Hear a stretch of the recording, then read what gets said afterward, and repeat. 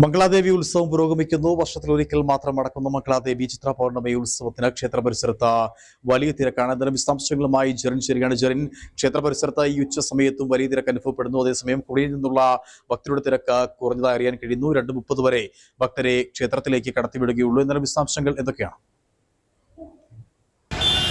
ഉത്സവത്തിൻ്റെ അവസാന മണിക്കൂറുകളിലേക്ക് നമ്മളിപ്പോൾ കടന്നിരിക്കുകയാണ്. നമ്മൾ കുമളി പ്രദേശത്ത് നോക്കുകയാണെങ്കിൽ കുമളിയിൽ നിന്ന് മംഗളാദേവിയിലേക്ക് പോകാൻ ഭക്തജനങ്ങളെ തിരക്ക് ഇപ്പോൾ കുറഞ്ഞിട്ടുണ്ട്. ഏകദേശം 10-15 വാഹനങ്ങൾ കൂടിയുള്ള യാത്രക്കാർ മാത്രമാണ് കുമളിയിലുള്ളത്. പക്ഷേ മംഗളാദേവിയിൽ ഇപ്പോൾ വലിയ തിരക്ക്, ക്ഷേത്ര പരിസരത്ത് വലിയ തിരക്ക് തന്നെ തുടരുകയാണ്. ക്ഷേത്രത്തിലെ ദേവി ദർശനത്തിന് വേണ്ടിയുള്ള തിരക്ക് വലിയ തോതിൽ മംഗളാദേവിയിലുണ്ട്. തമിഴ് മലയാളത്തിലുള്ള പൂജകളൊക്കെ ഇവിടെ പുരോഗമിക്കുകയും ചെയ്യുന്നു. ഏകദേശം 650-ന് മുകളിലുള്ള വാഹനങ്ങളാണ് ഇന്ന് ഭക്തരുമായിട്ട് മംഗളാദേവിയിലേക്ക് എത്തിയിരിക്കുന്നത്. അതായത് തന്നെ കഴിഞ്ഞ വർഷത്തേക്കായാലും കൂടുതൽ ഭക്തജനങ്ങൾ ഇത്തവണ എത്തുമെന്ന് തന്നെ പ്രതീക്ഷിക്കാം. കഴിഞ്ഞ തവണ 24,000-ഓളം ഭക്തരാണ് മംഗളാദേവിയിൽ എത്തിയിരുന്നത്. എന്നാൽ ഇത്തവണ ഏകദേശം അതിൽ കൂടുതൽ ഭക്തർ ഇത്തവണ മംഗളാദേവിയിൽ എത്തുമെന്ന് തന്നെ പ്രതീക്ഷിക്കുന്നു.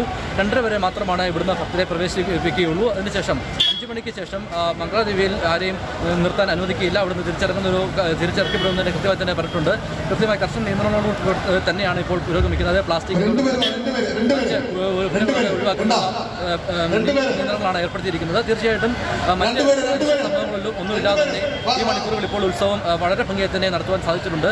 ഇപ്പോൾ വലിയ ചൂട് തന്നെ ഉള്ളതുകൊണ്ട് തന്നെ കൂടുതലായിട്ടുള്ള കുടിവെള്ള സംവിധാനങ്ങളൊക്കെ ഏർപ്പെടുത്തിയിട്ടുണ്ട്. അതോടൊപ്പം തന്നെ മറ്റ് രാഷ്ട്രീയ സംഘടനകൾ, അതോടൊപ്പം വിവിധ സംഘടനകളും ഭക്തർക്കായിട്ടുള്ള കുടിവെള്ളം സംവിധാനങ്ങളൊക്കെ കുമളി ടൗണിലെ പല മേഖലയിലും ക്ഷേത്ര പരിസരത്തെല്ലാം ക്രമീകരിച്ചിട്ടുമുണ്ട്.